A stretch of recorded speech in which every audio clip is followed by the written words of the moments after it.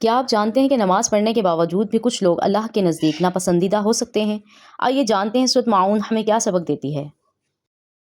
بسم اللہ الرحمن الرحیم۔ سورۃ معون ترجمہ۔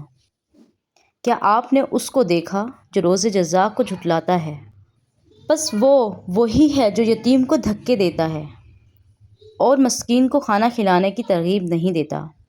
بس ان نمازیوں کے لیے ہلاکت ہے جو اپنی نماز سے غافل ہیں، جو دکھلاوا کرتے ہیں اور برتنے کی چیز تک روکتے ہیں۔ مختصر تفسیر۔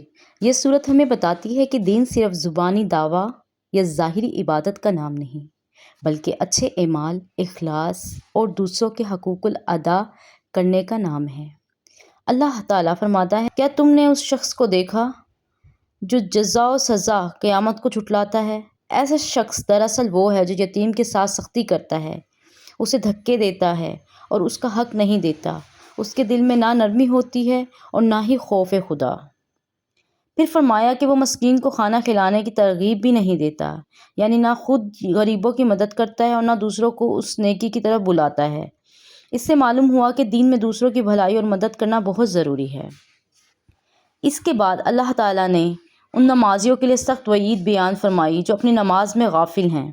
اس سے مراد وہ لوگ ہیں جو نماز کو وقت پر ادا نہیں کرتے یا دل لگا کر نہیں پڑھتے، بلکہ صرف رسم کے طور پر ادا کرتے ہیں۔ پھر فرمایا کہ یہ وہ لوگ ہیں جو ریاکاری کرتے ہیں، یعنی عبادت صرف لوگوں کو دکھانے کے لیے کرتے ہیں، اللہ کی رضا کے لیے نہیں۔ ایسی عبادت اللہ کے نزدیک قبول نہیں ہوتی۔ آخر میں فرمایا کہ وہ معون کو روکتے ہیں۔ معون سے مراد عام استعمال کی چھوٹی چیزیں ہیں، جیسے پانی، برتن یا کوئی معمولی مدد، یعنی یہ لوگ اتنے بخیل ہوتے ہیں کہ چھوٹی سی مدد بھی نہیں کرتے۔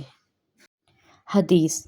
نبی کریم صلی اللہ علیہ وآلہ وسلم نے فرمایا، وہ شخص مومن نہیں جو خود پیٹ بھر کے کھائے جبکہ اس کا پڑوسی بھوکا ہو۔ حوالہ حدیث 6491۔ یہ حدیث بھی ہمیں یہی سکھاتی ہے کہ دوسروں کا خیال رکھنا ایمان کا حصہ ہے۔ سبق۔ سورۃ معون ہمیں یہ سبق دیتی ہے، یتیموں اور غریبوں کا خیال رکھیں، نماز دل سے اور اخلاص کے ساتھ پڑھیں، دکھاوے سے بچیں، چھوٹی چھوٹی نیکیاں بھی اہم ہیں۔ یہ صورت ہمارے کردار کو بہتر بنانے اور سچی عبادت کی طرف رہنمائی کرتی ہے۔ اگر آپ بھی چاہتے ہیں کہ آپ کی نماز قبول ہو اور آپ اللہ کے پسندیدہ بندوں میں شامل ہوں تو آج سے دوسروں کی مدد کرنا شروع کریں۔